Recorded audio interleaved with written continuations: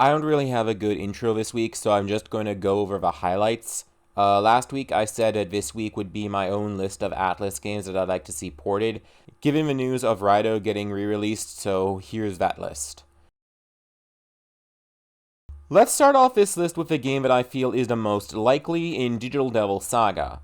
While a flop commercially, much like Nocturne, DDS was a critical success and remains in strong demand by fans. It was the first game suspected to be ported after Nocturne HD for logical reasons after all, and while Atlas seems to have decided to prioritize Raidou, I do think that a Digital Devil Saga port is going to be the next to enter development if it hasn't already. The most overlooked game released contemporary to the Golden Age, Shin Megami Tensei 9 is an often obscure game that by all accounts doesn't seem to be in high demand beyond its status as a gimmicky sequel-prequel hybrid between SMT 1 and 2, but which I think should be, as it is the game that really expanded upon alignment to also include the tendency axis.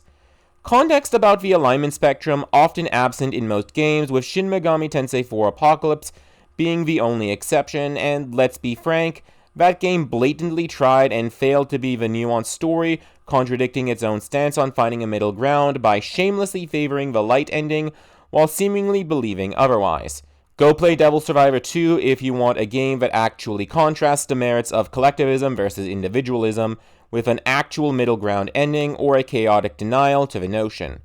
If you are like me and feel like the tendency axis is an interesting idea that could use a game that explores its relation to the freedom versus security axis of chaos, neutral, and law, then behold SMT 9. Devil Survivor 2 had the tendency axis replace the typical alignment one, and 4 Apocalypse restricts tendency to the neutral alignment. However, 9 has a corresponding light, neutral, and dark path for chaos, neutral, and law, totaling 9 alignments, hence the name. No other game has attempted to make use of this spectrum so completely before, and this makes me really want to play and experience the various flavors of light and dark paired with chaos and law and everything in between, especially as it has never received an official English release, and the fan translation remains incomplete, only offering a taste of what this game has to offer. The Devil Survivor duology released on the 3DS has all the hallmarks of great SMT games. They were successful and popular and felt connected but distinct from their contemporaries, and each had a unique take on the classic SMT format of civilians caught up in an apocalypse and obtaining the power to summon and command the demons somehow involved.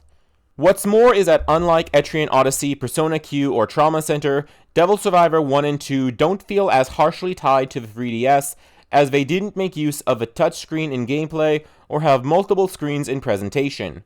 While this was disappointing when I first played them, I do think that this is a net positive for porting to multiple platforms going forwards, as it won't feel like a core game feature is absent because the hardware no longer supports it. Though there are a few things that do hold these games back from the greats of the franchise, I feel like this is a series with the greatest potential if revived, and perhaps amongst the easiest to port not only due to the lack of an intrinsic link to the 3DS's dual-screen format, but also by virtue of its visual novel presentation and gameplay. In all honesty, if Atlas really wants a third pillar, then I think that they should look back to the Devil Survivor series and expand upon the ideas within it. A non-linear SRPG visual novel that blends elements from both SMT and Persona far more organically than the more recent attempts did, while retaining a unique identity in relation to them. Perhaps a future installment could even really edge out what makes Devil Survivor so unique and beloved, but that's for another time, and in the meantime, ports of this classic would be much appreciated and help build up hype for a potential revival. I've not really talked about mobile games on this channel, mostly because I am barely aware of them, but SMT has a lot of mobile games that could go with a resurrection, if for no other reason than preservation. Not long ago, the Japanese exclusive Last Bible mobile trilogy was ported to Steam, thank you Gmode, and while it's yet to receive an English release, this does showcase that Atlas is willing to look at their loosely associated mobile titles and give them a second chance on PC and consoles, even if said chance was nudged by a small studio passionate about preservation. and there is no shortage of games that would be immediately pounced on by the community. Some more than others, as the mobile market ranges from genuinely worthy of preserving to better left as an extra feature for a re-release. Persona 4, for example, had only 2 mobile games, not counting the virtual slot machine and pachinko, and the collective of minigames composing of Persona 4 Colors is one such better off as an unlockable extra or DLC for Golden or the rumored rerun. Meanwhile, two that I think are worthy of consideration are Persona 2 Batsu, a debatably canon in between of Innocent Sin and Eternal Punishment, and one that feels more likely given the rumored Persona 2 remake, Persona 3M, a mobile tie-in that was basically Persona 3 Portable before P3P, featuring social links with the guys and carrying over the gameplay dynamic of visual novel daytime and dungeon exploring nighttime, but with the twist of the members of Cease arriving in a dungeon whenever they fall asleep, only to forget once they awaken, and improvements to the combat and exploration inspired by Persona 4.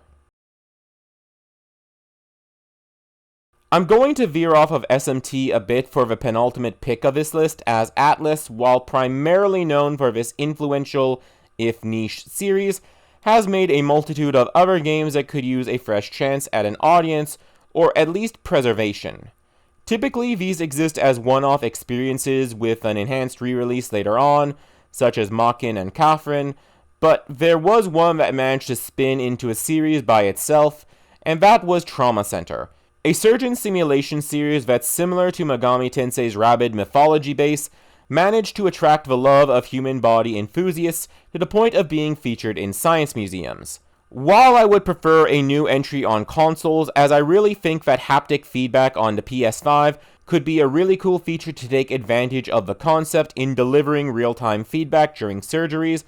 porting the older ones is definitely an option, and like with Devil Survivor, would be a solid way to reinvigorate interest and generate momentum should a revival occur. And as multiple games exist, this leads to some options. The DS and 3DS games can easily be ported to mobile if Atlus is dead set on preserving the original use of a stylus for a touchscreen, or else to PC with the mouse replacing the touchscreen. However, there are 2 specific Trauma Center games that I feel are even more likely to be ported, and those are Trauma Center Second Opinion and New Blood, both released on the Switch and make use of motion controls, which means that both can easily be ported to the Switch, and probably the Switch 2, as the joysticks support that gimmick, preserving the experience.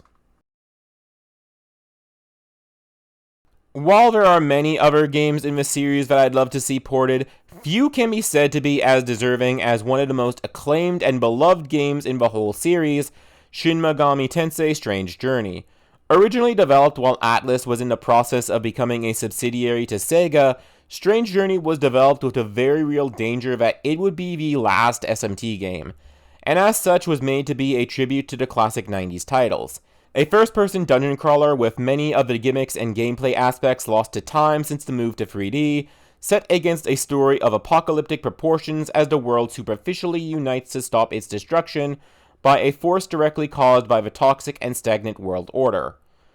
While much of the game is in tribute to the era where SMT began, a major component of the game was also the developer's desire to create something unique and hadn't been done in SMT before, by bucking many conventions, specifically in the symbolism and context of the game's apocalypse, which is rooted in a sci-fi doomsday-inspired phenomena that feels like an allegory to climate change and environmental destruction from the perspective of the forces of chaos, with an emphasis on the more ambiguously sci-fi elements, rather than a mystifying mixture of esoteric magic, ancient spiritualism, and modern advanced technology. The setting is another drastic departure from the familiar, as rather than the traditional city of Tokyo, Strange Journey is instead set in Antarctica, and while this comes with discarding the symbolism of a city with a history of being destroyed and rebuilt, representing the destruction and recreation of the world by forces divine, human, or demonic, it also makes the threat of the Schwarzwald swallowing up the globe feel distinctly modern, a force of nature guided by the will of a higher dimensional being in reaction to mankind's most toxic of traits, rather than the escalating conflict of lawful and chaotic factions enveloping and destroying civilization itself. In spite of these and many more stark departures from the franchise's staple characteristics, Strange Journey still manages to feel connected to the broader themes and ideas carried over from previous installments by having an insightful and intricate understanding of the context for the alignment and the spectrum's corresponding ideas beyond aesthetics. The forces of law are self-righteous crusaders on a divinely ordained mission, led by the angelic servants of the Abrahamic God, who believe that adherence to an exact interpretation of broadly defined wording delivered by a self-serving and manipulative angel will grant the security to avoid the wrath of demons. The forces of chaos are a reactionary movement of emancipation from the current status quo, led by the oppressed and forgotten deities, who are nevertheless just as vengeful against humans for their culpability in the slow, painful degradation of the world, and brutal in their deliverance of retaliation, and of course the civilians caught in the middle, and held accountable for the actions of elites and systems, and as a result will either take sides or be forced to make compromises just to ensure survival and avoid the mutually assured destruction that feels inevitable should the two factions continue their feud. Yet also with the lingering uncertainty that the current trajectory will only make matters worse if it continues. A stark contrast to the lack of substance for these respective alignments in more recent SMT games, where the aesthetic of Chaos Law and Neutral were plopped onto ideas at best vaguely compatible, and in many cases outright in conflict with the alignments assigned to these concepts. Of course, the version likely to be ported would be Redux, but that's not necessarily a bad thing. While many prefer the original, I personally can't imagine having to navigate Sector Eradness without the Redux feature of finding where I'd be teleported to with the push of the stylus on the icon. And so an ideal port for me would be to have as many of the Redux features and improvements be toggleable, akin to how they were in the 3DS port of Soul Hackers, so that I could pick and choose what I'd like from the respective versions. This would immediately rectify a lot of the issues that people take with Redux, while preserving the often underappreciated improvements. Another thing to note would be that out of all of the games on this list, Strange Journey would also be the easiest to implement a brand new feature not present in the re-release, the option of a FemC. I've mentioned this before, but FemCs are a much appreciated feature, and contrary to Atlas's official stance, is very much worth it.